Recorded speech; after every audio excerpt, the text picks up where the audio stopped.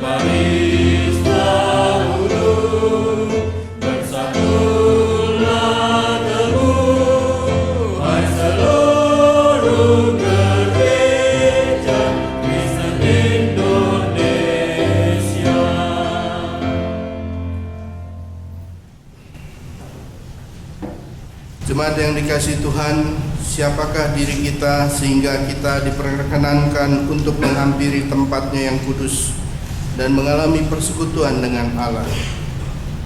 Sesungguhnya kita masing-masing adalah orang-orang berdosa yang tidak layak berada di hadirat-Nya.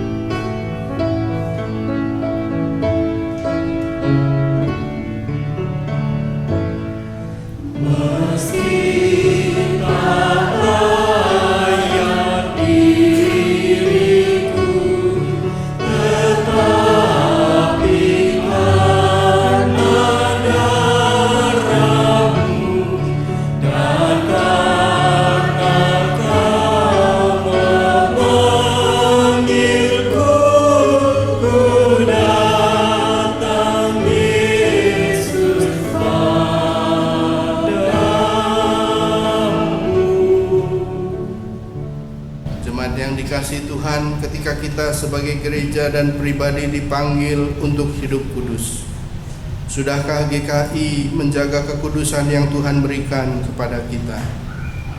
Sudahkah kita menjaga hati dan pikiran kita dan kata dan perbuatan agar Tuhan dipermuliakan dalam segala kelemahan kita? Marilah kita masing-masing mengakui dosa.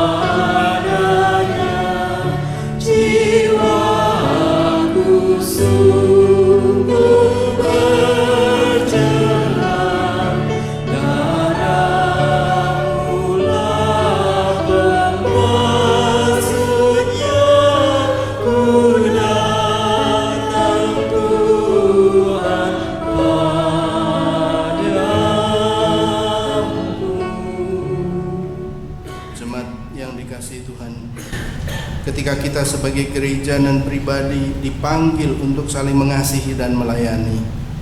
Sudahkah GKI memberikan perhatian kepada mereka yang kesusahan? Sudahkah kita memberikan pertolongan kepada mereka yang membutuhkan? Ataukah justru kita telah menampik kesempatan untuk mengasihi dan melayani karena kita terlalu sibuk untuk diri kita sendiri dan berat untuk memberi waktu, tenaga, dan materi bagi sesama kita? Dalam segala kelemahan kita, marilah kita masing-masing mengakui dosa.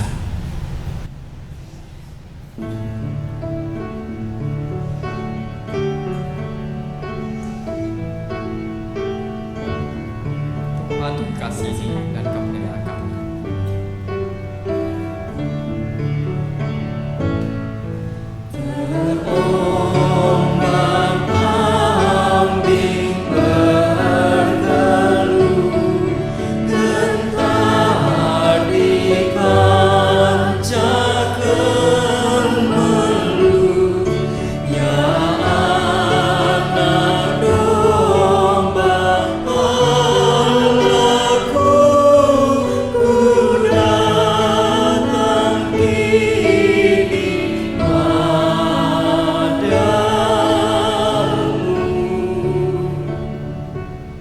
Jemaat yang dikasihi Tuhan, ketika kita sebagai gereja maupun pribadi dipanggil untuk bersekutu dan bersaksi di tengah dunia, sudahkah GKI bertekun dan setia terhadap panggilan itu? Sudahkah kita memelihara persekutuan yang telah Tuhan bangun? Ataukah kita membiarkan roh pemecah menguasai? Sudahkah kita bersaksi di tengah dunia dengan kata dan perbuatan kita, agar mereka yang belum percaya dapat mengenal kasih Allah? Dalam segala kelemahan kita, marilah kita masing-masing mengakui dosa.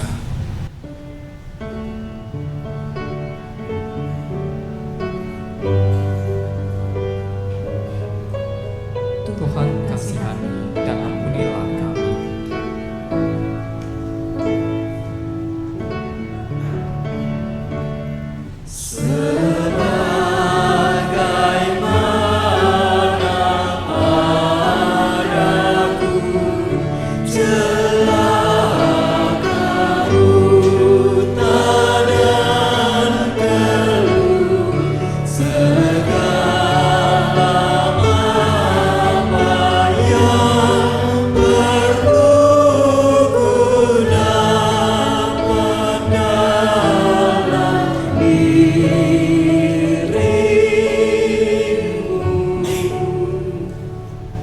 Jemaat yang dikasihi Tuhan, ketika kita sebagai gereja dan pribadi dipanggil untuk saling mengampuni, sudahkah GKI memberikan pengampunan sehingga mereka yang bersalah memperoleh pembaharuan hidup dan mengalami persekutuan? Ataukah kita membiarkan kebencian dan dendam terus menguasai hati kita sehingga tembok pemisah semakin dipertebal? Dalam segala kelemahan kita, marilah kita masing-masing mengakui dosa.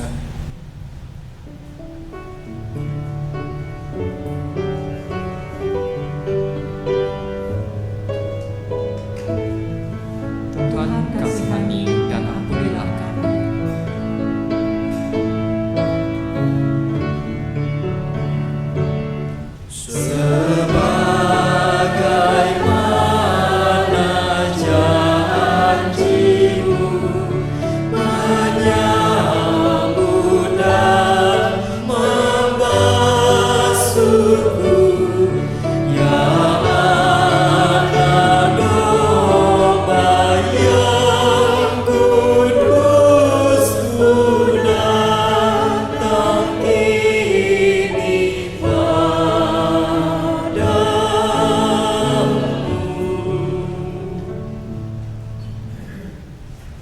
Jemaat yang dikasihi Tuhan, gereja adalah kumpulan orang-orang berdosa yang bersedia saling mengampuni, agar kita pun dapat mengalami pengampunan Tuhan, sebagaimana tertulis dalam Matius 6 ayat 14 sampai dan 15. Karena jikalau kamu mengampuni kesalahan orang, Bapamu yang di sorga akan mengampuni kamu juga. Tetapi jikalau kamu tidak mengampuni orang, Bapamu juga tidak akan mengampuni kesalahanmu. Demikianlah berita anugerah dari Tuhan.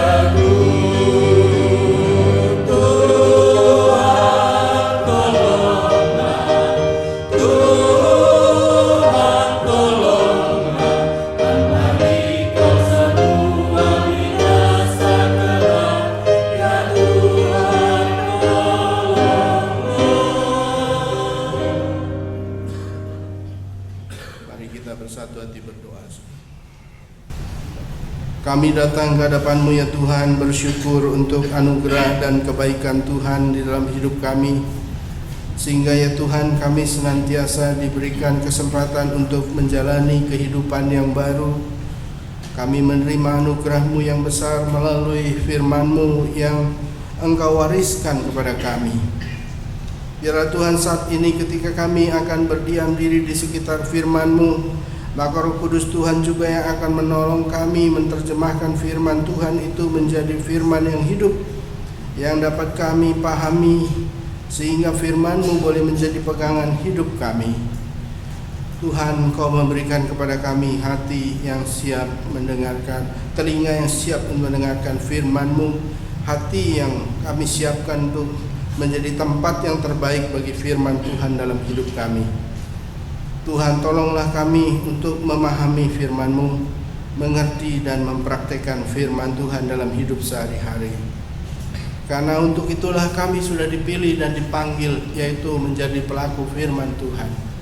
Biarlah Tuhan kami menjadi pelaku firman Tuhan yang sejati.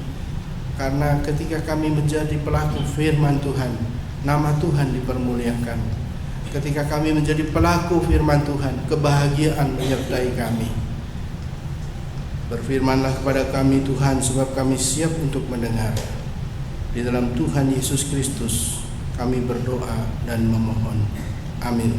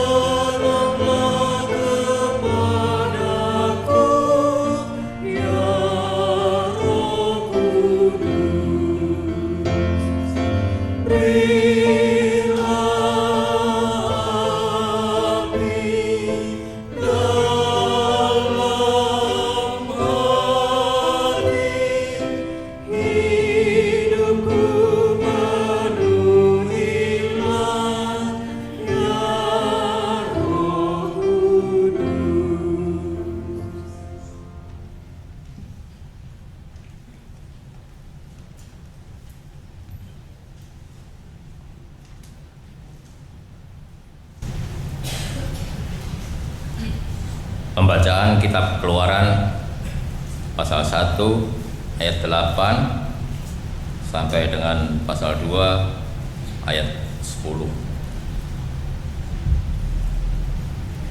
Kemudian bangkitlah seorang raja baru memerintah tanah Mesir yang tidak mengenal Yusuf. Berkatalah raja itu kepada rakyatnya, bangsa Israel itu sangat banyak dan lebih besar jumlahnya daripada kita. Marilah kita bertindak dengan bijaksana terhadap mereka, supaya mereka jangan bertambah banyak lagi, dan jika terjadi peperangan, jangan bersekutu nanti dengan musuh kita dan memerangi kita, lalu pergi dari negeri ini. Sebab itu pengawas-pengawas rodi ditempatkan atas mereka untuk menindas mereka dengan kerja paksa. Mereka harus mendirikan bagi Firaun kota-kota perbekalan, yakni Pitom dan Ramses. Tetapi makin ditindas, makin bertambah banyak dan berkembang mereka, sehingga orang merasa takut kepada orang Israel itu. Lalu dengan kejam orang Mesir memaksa orang Israel bekerja dan memahitkan hidup mereka dengan pekerjaan yang berat, yaitu mengerjakan tanah liat dan batu bata dan berbagai-bagai pekerjaan di padang. Ya, segala pekerjaan yang dengan kejam dipaksakan orang Mesir kepada mereka itu. Raja Mesir juga memerintahkan kepada bidan-bidan yang menolong perempuan Ibrani, seorang bernama Sifra dan yang lain bernama Pua, katanya, apabila kamu menolong perempuan Ibrani pada waktu bersalin, kamu harus memperhatikan waktu anak itu lahir. Jika anak itu laki-laki, kamu harus membunuhnya, tetapi jika anak perempuan, bolehlah ia hidup. Tetapi bidan-bidan itu takut akan Allah dan tidak melakukan seperti yang dikatakan Raja Mesir kepada mereka dan membiarkan bayi-bayi itu hidup. Lalu Raja Mesir memanggil bidan-bidan itu dan bertanya kepada mereka, mengapakah kamu berbuat demikian, membiarkan hidup bayi-bayi itu? Jawab bidan-bidan itu kepada mereka Firaun, sebab perempuan Ibrani tidak sama dengan perempuan Mesir, melainkan mereka kuat. Sebelum bidan datang, mereka telah bersalin. Maka Allah berbuat baik kepada bidan-bidan itu, bertambah banyaklah bangsa itu dan sangat berlipat ganda. Dan karena bidan-bidan itu takut akan Allah, maka ia membuat mereka berumah tangga. Lalu Firaun memberi perintah kepada seluruh rakyatnya, lemparkanlah segala anak laki-laki yang lahir bagi orang Ibrani ke dalam sungai Nil, tetapi segala anak yang perempuan biarkanlah ia hidup. Seorang laki-laki dari keluarga Lewi kawin dengan seorang perempuan Lewi, lalu mengandunglah ia dan melahirkan seorang anak laki-laki. Ketika dilihatnya bahwa anak itu cantik, disembunyikannya 3 bulan lamanya. Tapi ia tidak dapat menyembunyikannya lebih lama lagi. Sebab itu diambilnya sebuah peti pandan, dipakalnya dengan gala-gala dan ter, diletakkannya bayi itu di dalamnya dan ditaruh peti itu di tengah-tengah teberau di tepi sungai Nil. Kakaknya perempuan berdiri di tempat yang agak jauh untuk melihat apakah yang akan terjadi dengan dia. Maka datanglah putri Firaun untuk mandi di sungai Nil, sedang dayang-dayangnya berjalan-jalan di tepi sungai Nil. Lalu terlihatlah olehnya peti yang di tengah-tengah teberau itu, maka disuruhnyalah hamba perempuan untuk mengambilnya. Ketika dibukanya dilihat peti bayi itu dan tampaklah anak itu menangis, sehingga belas kasihanlah ia kepadanya dan berkata, tentulah ini bayi orang Ibrani. Lalu bertanyalah kakak anak itu kepada putri Firaun, akan kupanggilkah bagi tuan putri seorang inang penyusul dari perempuan Ibrani untuk menyusukan bayi itu bagi tuan putri? Saud putri Firaun kepadanya, baiklah. Lalu pergilah gadis itu memanggil ibu bayi itu. Maka berkatalah putri Firaun kepada ibu itu, bawalah bayi ini dan susukanlah dia bagiku, maka aku akan memberi upah kepadamu. Kemudian perempuan itu mengambil bayi itu dan menyusuinya. Ketika anak itu telah besar, dibawanyalah kepada putri Firaun, yang mengangkatnya menjadi anaknya dan menamainya Musa, sebab katanya, karena aku telah menariknya dari air. Demikianlah sabda Tuhan.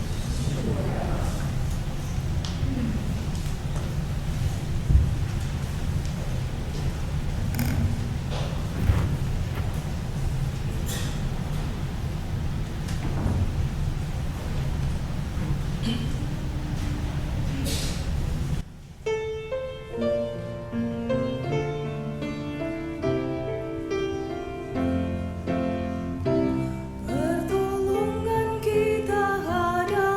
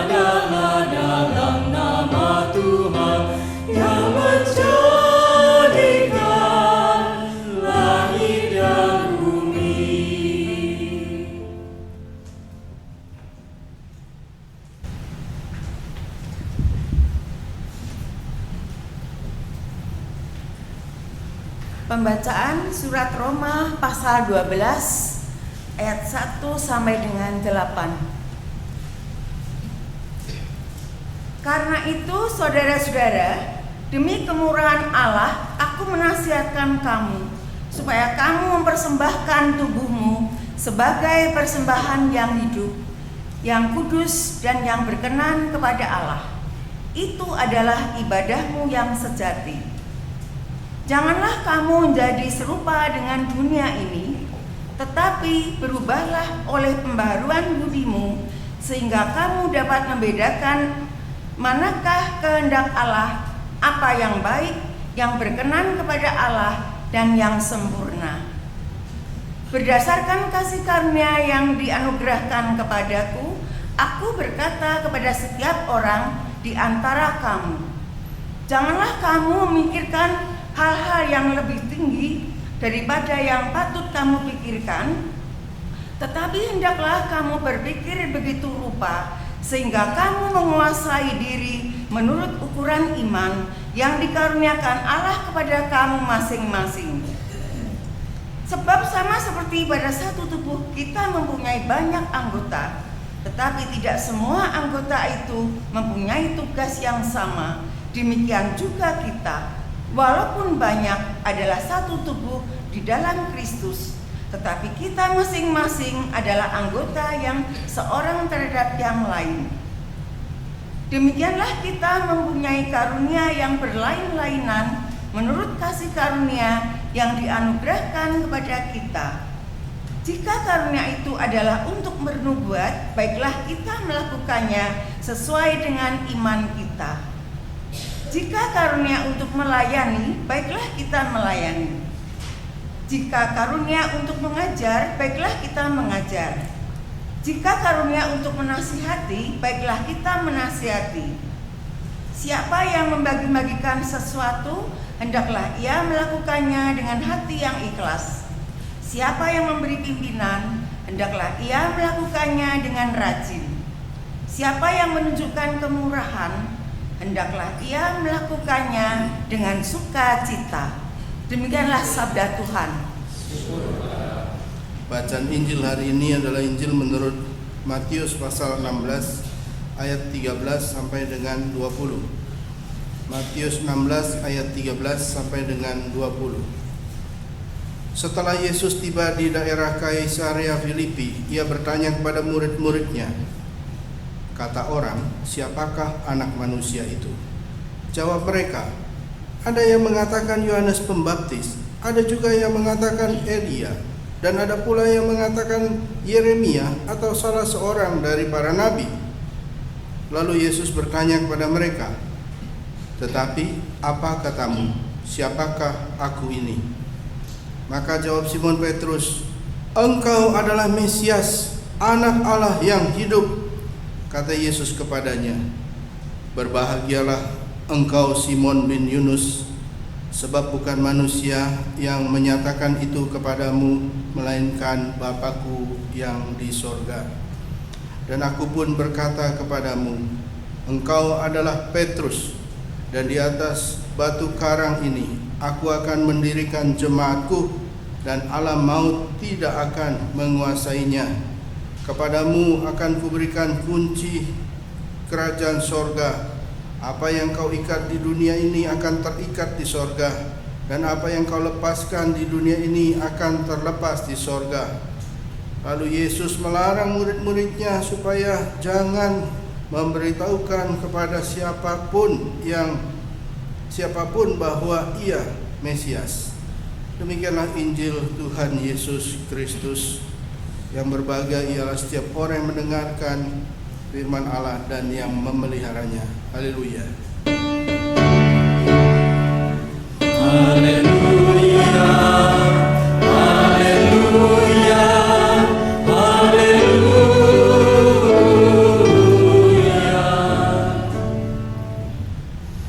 Selamat petang saudara-saudara jemaat kekasih Tuhan. Sedikit perkenalan dengan saya, saudara-saudara. Asal mula saya sebenarnya adalah dari GKI Pengampon Cirebon. Saya dibesarkan di sekolah minggu dan remaja di Pengampon Cirebon, lalu sekolah teologi di Jogja. lalu menjadi calon pendeta dan pendeta di GKI Halimun, Jalan Halimun Guntur. Itu dari tahun 88 saya masuk di sana sampai dengan 2009. Tahun 2009 saudara saya mutasi ke GKI Jalan Merisi, GKI Merisi di Surabaya. Jadi pindah sinode wilayah, saudara. Itu 5 tahun yang lalu. Sehingga sebenarnya untuk GKI Kafling Polri bukan baru buat saya. Sebagian ibu-ibu masih ingat sama saya, ya. Sebagian besar yang baru tidak ingat, ya. Itu kira-kira saudara-saudara keadaan diri saya. Lalu pelayanan saya sekarang itu memasuki tahun ke-6, dan saya melihat bahwa ada banyak kemiripan dari jumlah keanggotaan antara GKI Kafling Polri dengan Merisi. Jam ibadahnya sama. Jadi di sana pun sekarang berkhotbah hari ini Ibu Evelyn Yudiarti sekarang sedang mulai khotbah juga sama dengan saya begini. Pada jam yang sama, waktu yang sama, tempat berbeda. Jumlah anggota mirip-mirip, saudara-saudara. Ya, saya melihat hampir sama semuanya. Bedanya satu di Jakarta, satu di Surabaya. Ya, selesai ibadah boleh ngobrol lagi kalau kita punya waktu, ya saudara-saudara, ya. Baiklah, kita mulai dengan apa yang kita pelajari hari ini, saudara. Kita memperingati hari ulang tahun GKI yang ke-26, yaitu GKI Penyatuan GKI. Nah, saudara, kalau kita berbicara penyatuan GKI, maka kita harus melihat kita punya tata gereja, dan di tata gereja itu ada muka dimahnya. Di dalam salah satu bagian muka dimah itu dikatakan bahwa GKI ini menyadari bahwa misi kehadirannya di Indonesia adalah berperan serta dalam mengerjakan misi Allah sendiri. Misi Allah itu adalah karya keselamatan di dunia dalam konteks masyarakat, bangsa, dan negara, di mana gereja itu ditempatkan oleh sang pemiliknya, yaitu Tuhan Yesus Kristus sendiri. Saudara, kita mempunyai tugas untuk mewujudkan, mengewajantahkan, saudara-saudara, mewujudkan apa yang Tuhan mau dalam kehidupan kita selaku gereja di dunia ini, saudara. Walaupun memang tidak mudah, tetapi itu adalah tugas dan panggilan kita selaku gereja Tuhan, yaitu bagaimana kita menyatakan kehidupan kekristenan di tengah masyarakat Indonesia. Kalau berbicara masalah ini, saudara, maka kita menghadapi kesulitan. GKI mempunyai latar belakang gereja Tionghoa. Ada 3 hambatan yang seringkali disebutkan. Yang pertama, saudara-saudara, dengan latar belakang gereja Tionghoa, maka dulunya memang adalah Tionghoa Kito Kauhe. Maka di dalam sejarahnya kita ini adalah jemaat yang berlatar belakang etnis Tionghoa. Memang tidak gampang karena mempunyai latar belakang Tionghoa itu. Walaupun kenyataannya ada banyak GKI yang orang jemaat Tionghoanya semakin sedikit, ya. Kalau kita menengok ke barat sana, ada GKI Cengkareng. GKI Cengkareng itu 90% setahu saya itu orangnya Horas anggotanya. Tapi di sebelahnya GKI Citra 1 90% orang Tionghoa masih. Ini unik, saudara, GKI sekarang ini. Di GKI yang tempat lama saya melayani, GKI Halimun, itu 50-50, 50% Tionghoa, 50% campur-campur. Di tempat saya pelayanan sekarang di Merisi di Surabaya, 50% Tionghoa, 50% campur-campur. Begitu kira-kira. Sehingga di tempat saya misalnya di Surabaya, kalau ada perayaan 17-an ataupun pekan keluarga, itu kalau sudah mengeluarkan produk baju daerah, itu paling pusing, saudara. Dari mana-mana ada semua. Dari Sabang sampai Merauke. Ya, itulah keistimewaannya. Tetapi background Tionghoanya sangat sulit dilepaskan. Yang kedua, saudara-saudara, kita merasa gereja yang lambat pertumbuhannya dibandingkan gereja yang kelihatannya mega church yang menjamur saat ini di mal-mal. Begitu cepat kelihatannya. Walaupun ya itu semua harus dipertanyakan, apakah itu cepatnya itu karena apa? Sebenarnya mungkin orang dari gereja kita yang pergi ke sana, atau dari mana itu datangnya cepatnya itu. Sekarang banyak anak muda yang pergi ke gereja yang ngepop misalnya, ya, kita mengatakan ya karena K-pop mungkin jadi ngepop. Nah, itu gereja-gereja yang pop itu kemudian anak-anak muda sebagian pergi ke sana. Tapi yang jelas kita lambat katanya pertambahannya. Apalagi gereja seperti Kafling Polri ya, bertambah atau tidak kira-kira?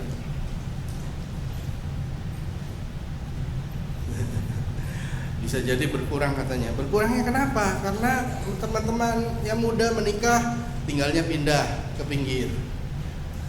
Ketika rasa kebangsaannya muncul, dia datang. Aku ini orang Kafling Polri, aku datang.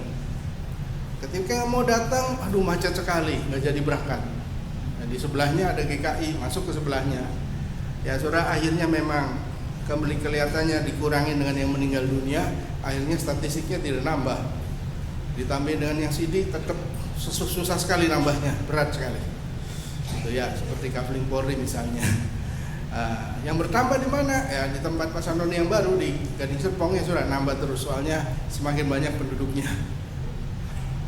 Dan itu terjadi di mana-mana gereja di kota, saudara-saudara. Bukan hanya di Kafling Polri, di GKI yang lain di kota. Perniagaan di Samanhudi sama juga, sekali 3 uang. Jemaat yang muda pindah ke pinggir. Saudara, itu yang kedua, yaitu etnisnya Tionghoa, jemaatnya katanya sedikit kecil. Dan kemudian saudara-saudara, kalau kita lihat orang Kristen di Indonesia itu jumlahnya juga sedikit lagi. Nah, itulah yang seringkali mengalami kesulitan dengan keadaan kita ketika kita hendak mewujud nyatakan menjadi mitra Allah itu seperti apa. Ya, seperti halnya teman kita yang sekarang akan mengubah Jakarta, Bapak Ahok. Wah, ini adalah terobosan yang paling luar biasa di Indonesia, mungkin jadi cerita di dunia. Karena di ibu kota negara ada seorang bernama Pak Ahok, ya, yang mayoritas penduduknya di sini bukan Tionghoa dan bukan Kristen. Nah, ini saudara, ini menarik. Ke depan Pak Ahok akan menjadi cerita yang menarik hati ya saudara. Cuman jemaat mesti siap-siap nanti daerah CBD kena IRP ya, harus bayar masuk ke CBD. Harusnya sudah 10 tahun yang lalu, Indonesia ketinggalan zaman begitu ya. Kalau masuk daerah Sudirman sekali masuk 20.000. Nah, nanti akan kena begitu ya. Parkir di daerah CBD 1 jam 20.000, nanti akan begitu saudara. Ya, semoga secepatnya gitu ya saudara. Artinya apa saudara? Ada perubahan-perubahannya. Memang itu tidak populer, tapi itu akan terjadi. Saya nonton dari Surabaya ya saudara-saudara ya. Saudara, kita ada di dalam keadaan sebagai gereja juga sadar harus berperan serta menjalankan misi Allah, menyelamatkan dunia. Tetapi saudara-saudara, bagaimana kita mengungkapkan itu dalam praktek dan kenyataannya? Ada banyak kesulitan. Saudara, ternyata kesulitan itu bukan hanya dihadapi saat ini oleh kita sebagai gereja, tapi kesulitan itu juga dihadapi oleh murid-murid Yesus. Dalam bacaan yang pertama, saudara, kita melihat bagaimana kita melihat latar belakang terjadi di bacaan yang pertama, dalam bacaan Injil, saudara-saudara, di mana Tuhan Yesus berjalan bersama dengan murid-muridnya di Kaisarea Filipi. Mereka sedang berbincang-bincang, dan disinilah kita melihat betapa sulitnya menjadi murid Yesus. Hari itu Tuhan Yesus bertanya kepada murid-murid, menurut orang-orang, siapakah aku ini? Lalu mulailah ada yang menjawab Elia, Yohanes Pembaptis lah, Yeremia, atau salah seorang dari nabi. Saudara, karena apa? Karena mereka mengharapkan Mesias yang menolong bangsa Israel itu keluar dari penjajahan pada waktu itu. Dan saudara, apa yang terjadi kemudian ketika Tuhan Yesus bertanya seperti itu? Tuhan Yesus justru bertanya bukan di daerah Palestina, bukan di daerah Yerusalem di mana orang Yahudi itu banyak, tetapi tempatnya dia bertanya itu di Kaisarea Filipi, yaitu daerah non-Yahudi, di mana penduduknya mayoritas non-Yahudi, sehingga Tuhan Yesus seolah-olah sengaja bertanya seperti itu. Inilah keunikan menjadi murid-murid Yesus, bahwa menjadi murid Yesus harus menyatakan pengakuan iman seperti yang dikatakan pada akhirnya oleh Petrus. Ketika ditanya, siapa menurut saudara sendiri, menurut murid-murid, siapakah Yesus itu? Maka Petrus menjawab, engkau adalah Mesias, anak Allah.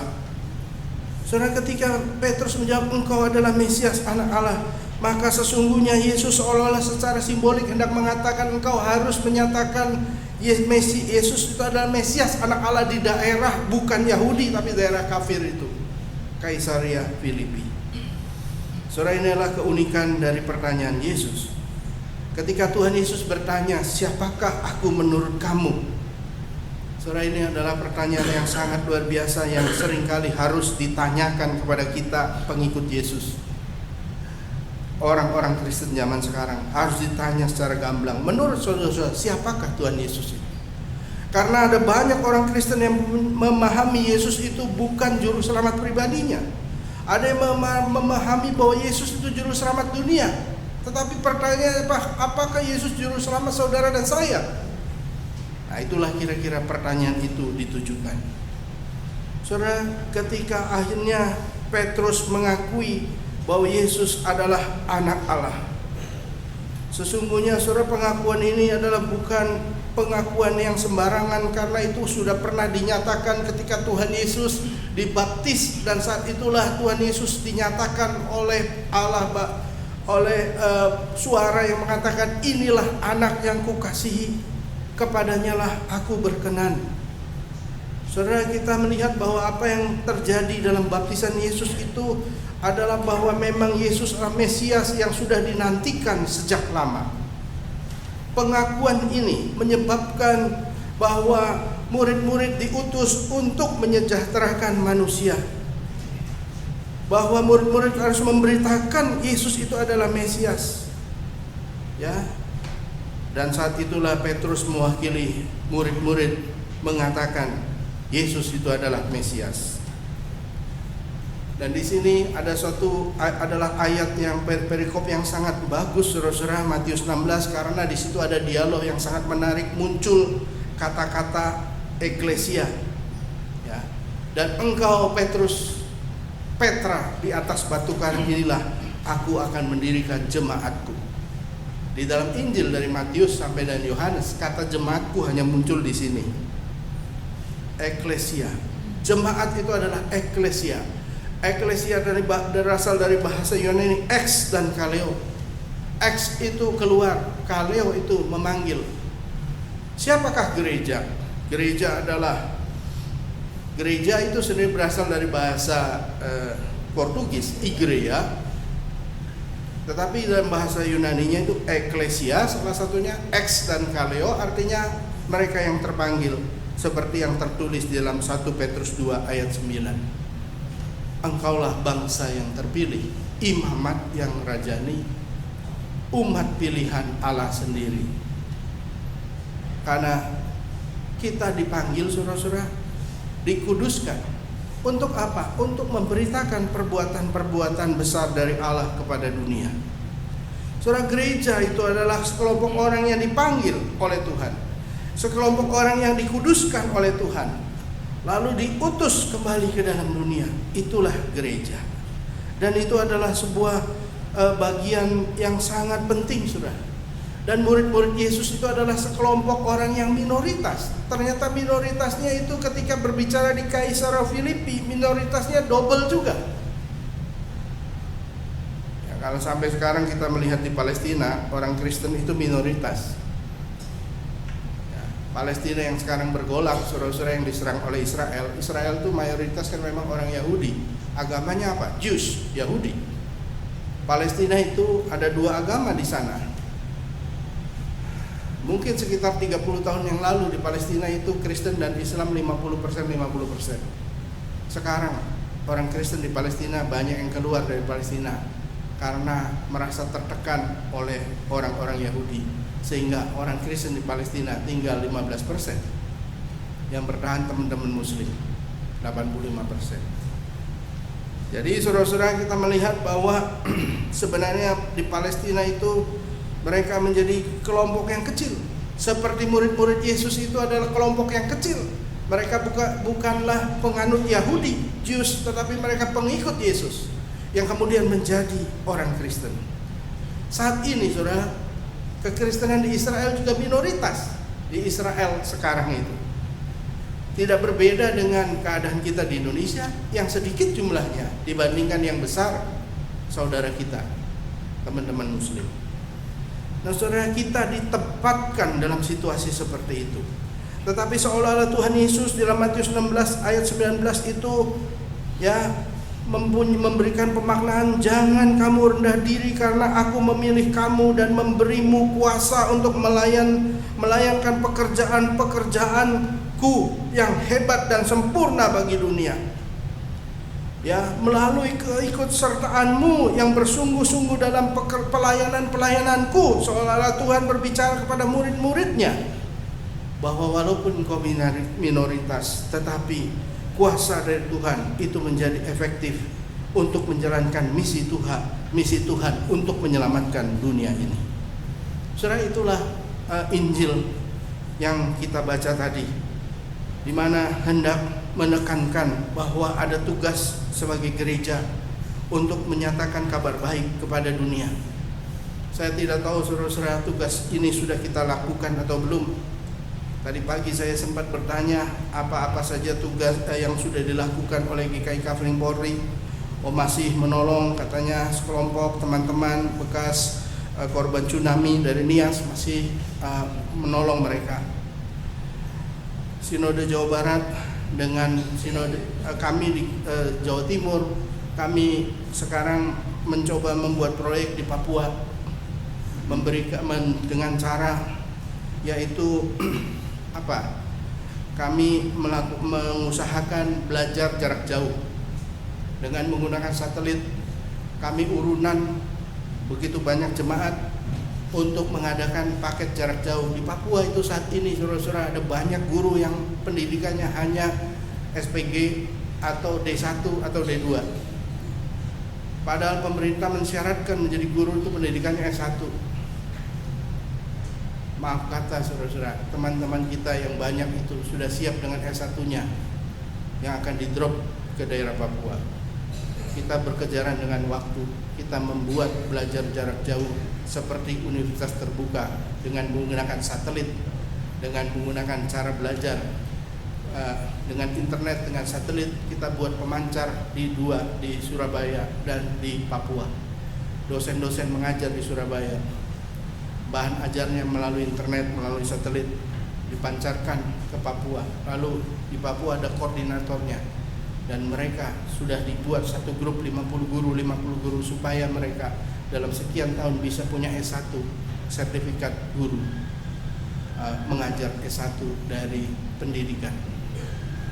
Kalau tidak saudara-saudara, kita berkejaran dengan waktu. Teman-teman sebelah sudah siap ngedrop, mau berapa ribu guru pun mereka siap. Apa yang akan terjadi? Kita akan melihat sesuatu yang sangat berat terjadi di sana. Bukan hanya di Papua, di daerah-daerah lain, di timur, di mana saja. Ini adalah sesuatu tugas yang berat bagi kita, menjadi berkat dan saluran berkat. Tuhan Yesus mau kita berperan serta membawa nama Dia di tengah dunia. Kalau anak-anak kita yang memang sudah percaya kepada Tuhan tiba-tiba menerima pengajaran iman yang lain karena kita tidak memelihara mereka, maka tanggung jawab gereja itu di mana? Saudara, hari ini kita memang mempunyai tema bagaimana ibadah itu bisa memerdekakan kita. Kita harus mempunyai sebuah pemahaman, saudara. Surat Roma 12 itu memberikan pemahaman kepada kita. Kalau kita membaca secara ringkas Roma 1 sampai dengan 11, saudara-saudara, maka di sana isinya adalah bahwa orang Kristen itu, orang-orang di Roma itu sudah menerima kasih karunia Allah di dalam iman kepada Tuhan Yesus Kristus, dengan tandanya baptisan di dalamnya, dan orang dibenarkan di hadapan Allah karena beriman. Itulah pokok iman yang diajarkan di dalam Roma 1 sampai dengan 11.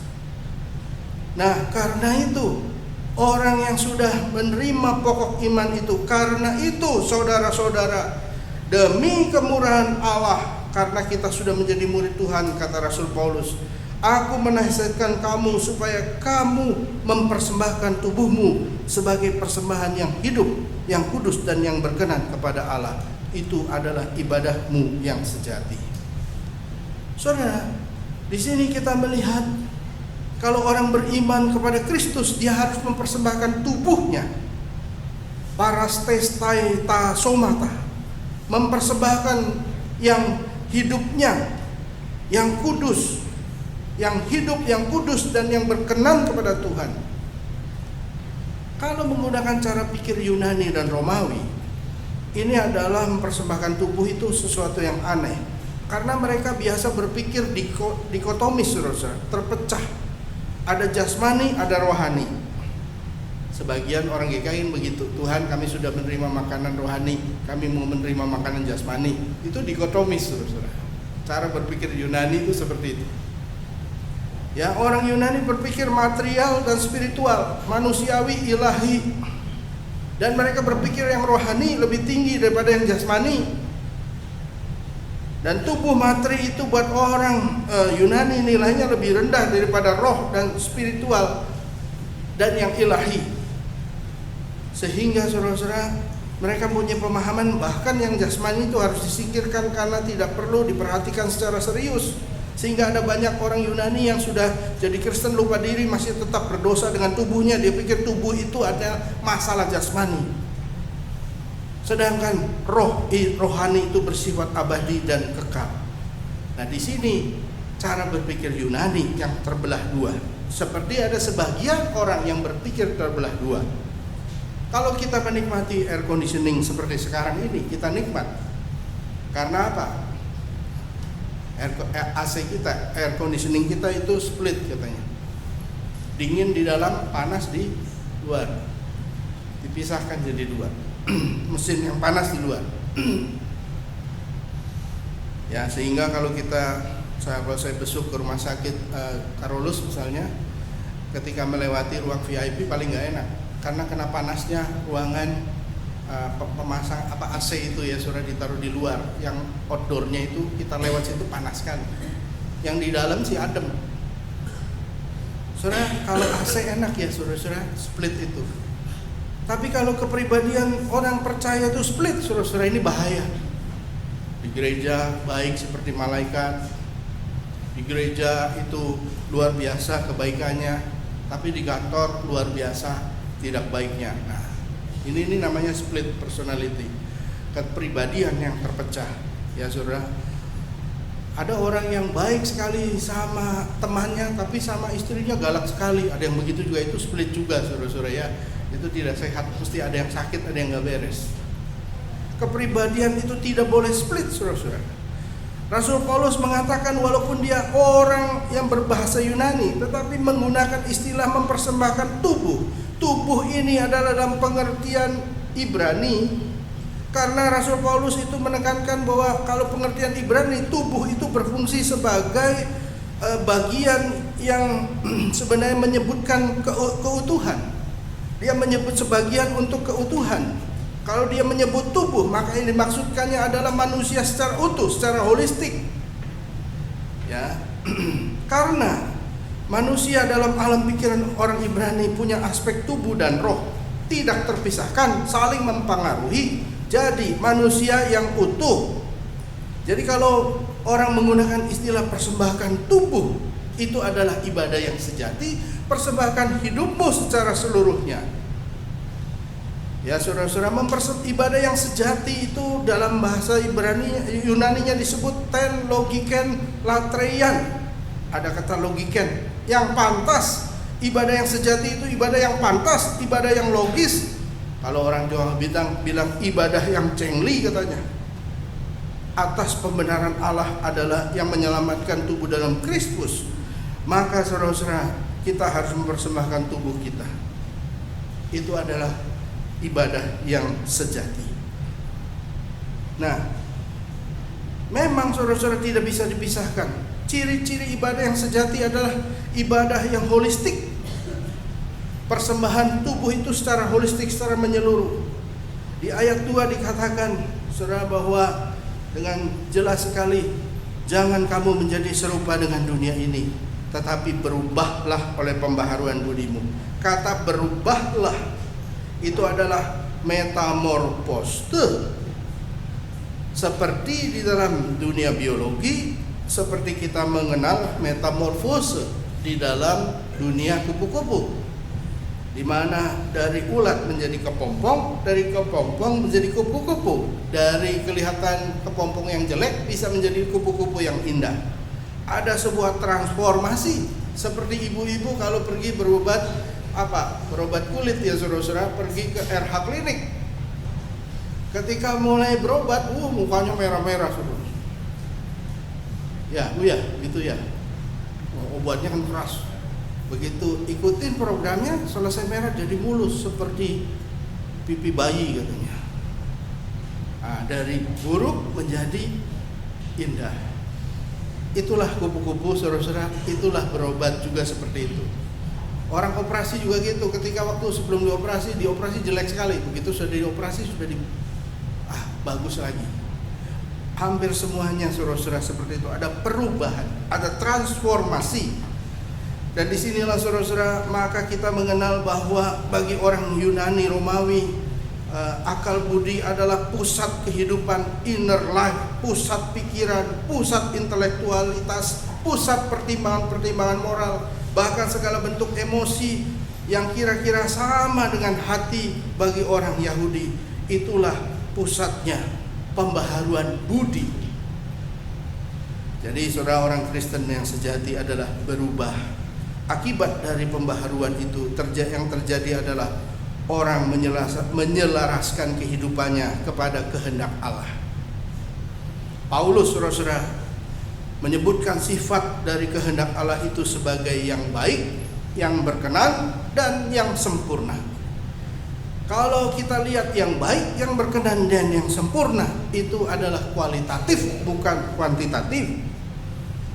Jadi yang menjadi orientasi hidup sepertinya adalah sesuatu yang dilakukan dengan usaha keras, yang berkualitas. Kalau ingin melakukan sesuatu yang bagus, maka dia harus usaha keras supaya sesuatu itu berkualitas.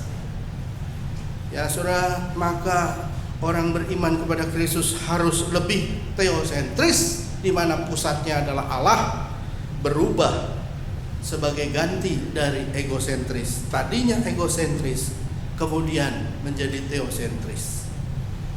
Saudara, kalau orang Kristen seharusnya ada perubahan seperti itu.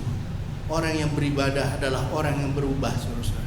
Kalau tadinya sebelum menjadi orang Kristen, dia punya konsep, misalnya harta benda itu dia sudah usahakan, itu adalah milik dia. Setelah sekian tahun menjadi orang Kristen, dia mempunyai pemahaman seluruh harta benda itu, bahkan seluruh talenta hidupku adalah milik Tuhan, bukan milikku. Sudah lama jadi orang Kristen, puluhan tahun jadi orang Kristen, kehilangan uang 200.000, seorang ibu nangis berhari-hari. Bagaimana bisa? Karena dia tidak memahami bahwa uang itu sebenarnya hanya titipan saja dari Tuhan. Seharusnya dia mengatakan, itu masalah kecil, bukan masalah itu. Ya saudara, karena hidupku milik Tuhan, segala yang kumiliki adalah milik Tuhan, bukan milikku. Saudara, ada transformasi pemahaman, ada transformasi konsep dan pemahaman bahwa semua yang kita miliki itu menjadi milik Tuhan. Inilah saudara-saudara yang digambarkan dalam Roma 12, bahwa sesungguhnya segala yang Tuhan berikan, karunia-karunia yang Tuhan berikan itu adalah bagian-bagian yang Tuhan berikan untuk kita kembangkan, dan satu dengan yang lain itu sama saja nilainya. Tidak ada yang lebih penting, tidak ada yang kurang penting, semuanya sama. Saya beriman itu pada akhirnya memang harus ada perubahan. Seorang yang bernama James Fowler, seorang teolog Amerika, seorang pendeta dari gereja Metodis, dia melakukan penelitian terhadap 400 orang dengan usia, keyakinan, suku, latar belakang pendidikan, latar belakang ekonomi yang beragam. Kesimpulan dari penelitian itu, dia akhirnya membuat sebuah buku dari penelitian itu bernama Stages of Faith, tingkat-tingkat iman. Ada 6 tingkat saudara-saudara. Dari orang lahir sampai mati itu 6 tingkat. Yang menarik saudara-saudara, dari 6 tingkat itu saudara, maka ada orang yang sampai tingkat 3 atau 4 itu tidak naik lagi ke 5, 6. Sudah di tingkat 3 saja atau 4 saja sampai mati. Nah, dia sebenarnya menggambarkan kalau orang sudah sampai tingkat yang ke-6, maka orang itu sudah seperti Ibu Teresa, sudah seperti Yesus, sudah seperti Gandhi. Bagaimana mereka hidup? Mereka hidup, saudara-saudara, yang tingkat 6 itu adalah bagaimana misi, visi, dan komitmen hidupnya adalah terhadap kemanusiaan, di mana hidupnya itu menyentuh banyak orang. Mereka mempunyai kekuatan untuk mengubah dunia. Mereka orang yang rendah hati, sederhana dan manusiawi. Mereka sering menjadi martir dan sering diancam oleh orang yang berkuasa karena dianggap membahayakan, takut membawa perubahan. Contohnya Gandhi misalnya, dengan ahimsanya, tanpa kekerasan, bahwa segala sesuatu harus diperjuangkan dalam damai. Sampai dia ditembak pun dia diam saja. Saudara-saudara, ketika Gandhi mati, ternyata di bajunya itu dia memegang Injil. Injil Tuhan Yesus Kristus ada di bajunya. Dia sebenarnya sudah menjadi Kristen, tetapi karena melihat kelakuan orang Kristen, dia nggak suka, dia tidak menjadi Kristen. Tapi prinsip hidupnya diambil dari Injil semuanya, bukan dari Hindunya. Saudara-saudara, kita melihat bahwa kalau orang menurut Fowler, kalau sudah sampai tingkat 6, hidupnya itu tidak memikirkan hal-hal duniawi lagi. Kalau sudah pada tingkat yang ke-6, saudara-saudara, dia hidup, dia mengatakan apa yang aku miliki, aku serahkan demi orang lain. Dan menurut Fowler seharusnya orang usia 45 itu sudah sampai pada taraf itu, tidak cari uang lagi. Artinya semua yang dimiliki itu bagaimana sebanyak-banyaknya bisa dipergunakan untuk kesejahteraan orang lain, untuk orang yang membutuhkan. Hidupnya adalah milik orang lain. Saudara, itulah yang ditemukan oleh Fowler. Itu hendak menggambarkan bahwa seharusnya hidup beriman kepada Tuhan itu ada progres. Ibadah yang sejati adalah, saudara-saudara, yang tidak memisah-misahkan antara yang jasmani dan rohani. Karena ibadah itu sebenarnya berasal dari kata abodah. Abodah itu mengabdi, bekerja dan melayani. Abodah dalam bahasa Ibrani bekerja dan mengabdi baik secara sekuler untuk orang lain maupun bekerja dan mengabdi secara sakral untuk Tuhan. Dalam pengertian Ibrani itu tidak dipisahkan keduanya. Kedua-duanya adalah sama. Kalau saudara melakukan kehidupan sehari-hari dengan berkualitas, itu adalah ibadah suara saudara kepada Tuhan. Sehingga di dalam kebaktian penutupan ada pengutusan dalam kebaktian, mengingatkan bahwa ibadah itu perlu ditindaklanjuti dengan praktek hidup yang sesuai dengan ketaatan kepada Tuhan. Ibadah itu bukan hanya perkara vertikal, tetapi ibadah juga perkara horizontal. Itulah sebabnya Yakobus 1 ayat 27 mengatakan ibadah yang murni dan tidak bercacat di hadapan Allah Bapa kita ialah mengunjungi yatim piatu dan janda-janda dalam kesusahan mereka. Ibadah sejati itu bukan hanya vertikal, tetapi juga vertikal. Gereja kita semua diutus untuk menjadi pelaku firman Tuhan, untuk keluar bersaksi, bukan hanya ritual, tetapi bagaimana ritual kita itu seimbang dengan perbuatan sehari-hari yang lain. Mari kita mengarah ke sana, saudara-saudara. Hidup ibadah kita itu memerdekakan kita untuk melakukan perbuatan Allah yang besar kepada dunia ini. Mari kita mulai menggunakan gaya hidup berserah, mempersembahkan hidup kita, eksistensi kita sebagai persembahan yang hidup, yang kudus dan berkenan. Mari kita mewujudkan gaya hidup yang berserah. Ketika kita menjadi pelaku firman-Nya, saudara-saudara, maka akan ada aliran air mengalir kesejahteraan dan kedamaian dalam hidup kita. Semoga Tuhan menolong kita menjadi pelaku-pelaku firman Tuhan, sehingga kemudian hari semakin banyak orang yang bisa mengatakan Yesus Kristus Tuhan dan Juru Selamat. Amin.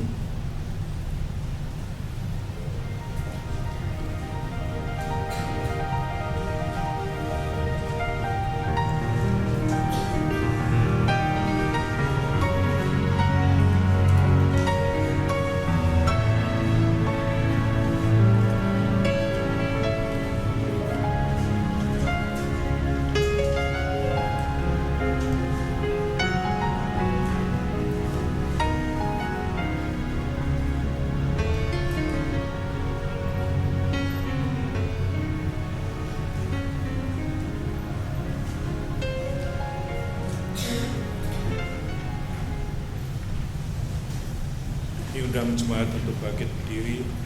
Marilah bersama dengan umat Allah di masa lalu, masa kini, dan masa depan, mengingat pengakuan pada baptisan kita menurut pengakuan iman rasuli.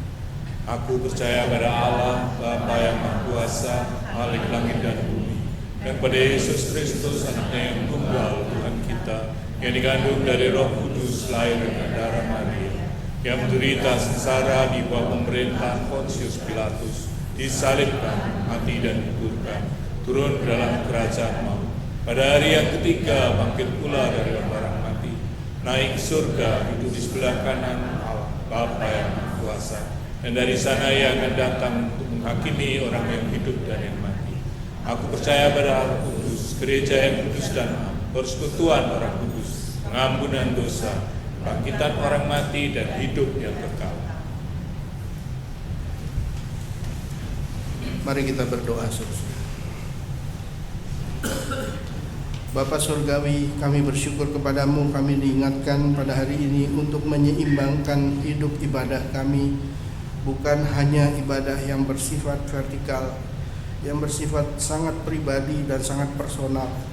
Biarlah kami boleh diajari untuk selalu menyeimbangkan hidup yang ibadah kami dari yang vertikal menjadi horizontal, supaya apa yang kami pahami dalam firman Tuhan itu bisa kami terapkan dalam hidup sehari-hari, sehingga kami menjadi pelaku-pelaku firman Tuhan yang nyata ya Tuhan. Biarlah misi yang Engkau embankan kepada kami untuk kami dapat membawa orang mengenal akan karya Allah. Biarlah kami berkarya dengan Roh Kudus Tuhan, mengingatkan mereka yang belum percaya, mereka belum mengenal Kristus Tuhan, boleh kami emban dengan baik. Biarlah Tuhan kami boleh belajar pada hari ini bahwa ibadah yang kami lakukan adalah sesuatu yang membawa kepada kami pembaharuan hidup, di mana ada progres dari kami percaya hari ini dibandingkan waktu yang lalu maupun progres untuk masa yang akan datang. Sempurnakan kami apa yang kami pelajari dari firman Tuhan untuk kami boleh terapkan dalam hidup kami sehari-hari. Kami ingin menaikkan syafaat kami Tuhan. Pada hari ini kami ingin berdoa secara khusus bagi peringatan hari ulang tahun GKI yang ke-26. Biarlah Tuhan apa yang disampaikan dalam firman Tuhan di seluruh GKI boleh menjadi berkat bagi banyak orang yang hadir dalam kebaktian hari ini. Berkati para pelayan firman Tuhan, para pendeta yang melakukan perjalanan hari ini maupun besok untuk berangkat dengan selamat tiba di tempat pelayanan mereka masing-masing, sehingga mereka bisa melanjutkan karya pelayanannya di tempatnya. Kami berdoa Tuhan untuk perkembangan GKI ya Tuhan di masa yang akan datang. Biarlah Engkau menolong kami untuk kami mempunyai pelayanan yang semakin kreatif, yang semakin inovatif, supaya kehadiran kami menjadi berkat dan saluran berkat menjadi semakin nyata di waktu yang akan datang. Bapa Surgawi, kami berdoa untuk keadaan di jemaat di Kafling Polri ya Tuhan. Kami berdoa untuk mereka yang sedang mengalami pergumulan dalam hidupnya, dalam hidup rumah tangga, dalam pekerjaan, dalam mencari pasangan hidup dan pergumulan lainnya. Biarlah Tuhan dalam setiap pergumulan jemaat-Mu dapat menghadapinya dalam bersama dengan Tuhan, sehingga ada jalan keluar dalam setiap pergumulannya. Kami berdoa untuk jemaat Tuhan yang sakit dan dalam masa pemulihan, Tuhan menolong mereka satu persatu. Kami berdoa untuk proses pemanggilan, pencalonan, pemilihan penatua baru untuk pelayanan 2014-2017. Kiranya Tuhan memberkati supaya itu juga boleh terwujud untuk pelayanan 2015-2018 maksudnya Tuhan, sehingga bisa terpilih penatua-penatua yang baru. Kami berdoa Tuhan untuk panitia acara gerejawi, khususnya ya Tuhan panitia hari ulang tahun GKI Kafling Polri ke-30. Biar Tuhan mereka boleh berkarya dalam pertolongan dan berkat dari Tuhan. Kami ingin menyerahkan keadaan di negara kami dengan terpilihnya presiden yang baru. Tuhan, kiranya presiden yang baru ini boleh menjadi sebuah langkah baru dalam kehidupan di negara kami. Biarlah ya Tuhan kami boleh bersama menikmati sesuatu pembaharuan yang luar biasa di negara kami di waktu yang akan datang. Inilah pokok permohonan kami kepadamu. Sempurnakanlah ya Tuhan, kabulkanlah seturut dengan kehendak-Mu. karena kami sudah berdoa hanya dalam satu nama Tuhan kami Yesus Kristus yang mengajarkan kami berdoa.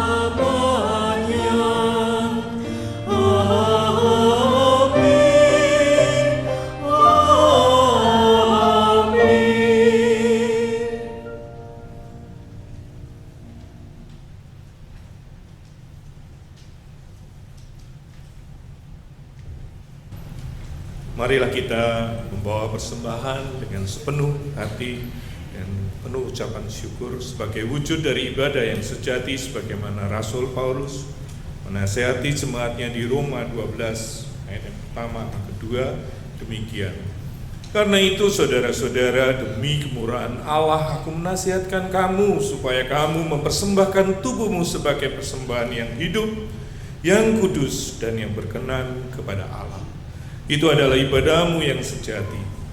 Janganlah kamu menjadi serupa dengan dunia ini, tetapi berubahlah oleh pembaharuan budimu, sehingga kamu dapat membedakan manakah kehendak Allah, apa yang baik dan yang berkenan kepada Allah dan yang sempurna.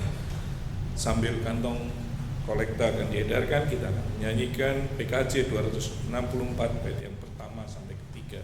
Apalah arti ibadahmu.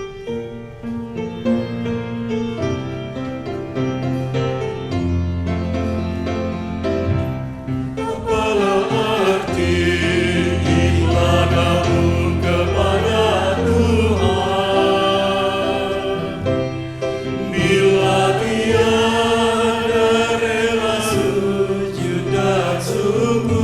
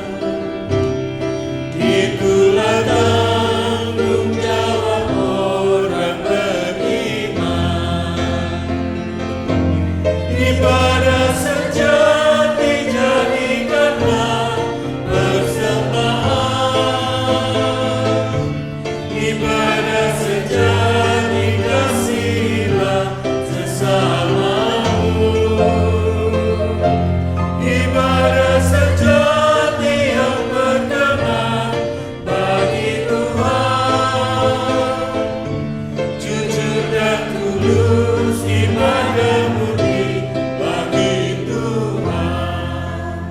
Mari kita berdoa. Tuhan Maha Besar, Bapa di dalam kerajaan surga, sungguh kami mengucap syukur pertolongan Tuhan yang kami boleh rasakan dari tiap langkah kehidupan kami, hari lepas ke sehari. Kalau pada saat ini kami memberikan sebagian kecil dari apa yang telah Tuhan berikan kepada kami, merupakan kasih Tuhan yang diwujud nyatakan dalam bentuk materi, biarlah Tuhan Kau sendiri yang akan kuduskan persembahan ini. Biarlah Tuhan berkati setiap orang yang mengelolanya, takut akan Tuhan, dan biarlah semuanya berkenan bagi Tuhan. Engkau mau pimpin Tuhan, beri hikmat, beri bijaksana bagi setiap orang yang melakukan pengelolaan materi ini. Biarlah semuanya boleh menjadi kemuliaan bagi Tuhan sendiri. Di dalam nama-Mu Tuhan kami berdoa dan kami mengucap syukur. Biarlah Tuhan sendiri memberikan berkat anugerah bagi setiap kami jemaat-Mu di tempat ini. Dalam nama Tuhan Yesus Kristus, amin.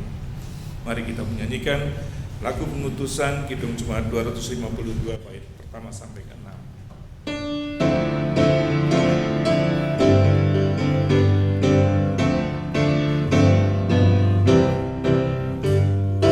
Kurban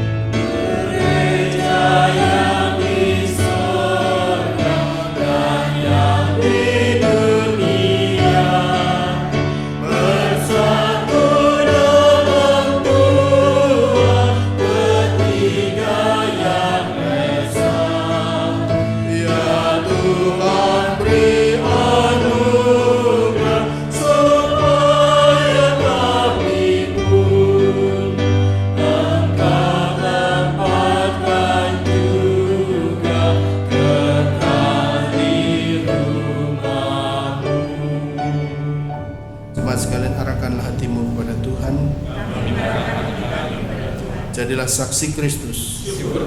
Terpujilah Tuhan. Pergilah dengan sejahtera dan terimalah berkat Tuhan. Tuhan memberkati engkau dan melindungi engkau. Tuhan menyinari engkau dengan wajah-Nya dan memberi engkau kasih karunia. Tuhan menghadapkan wajah-Nya kepadamu dan memberi engkau damai sejahtera.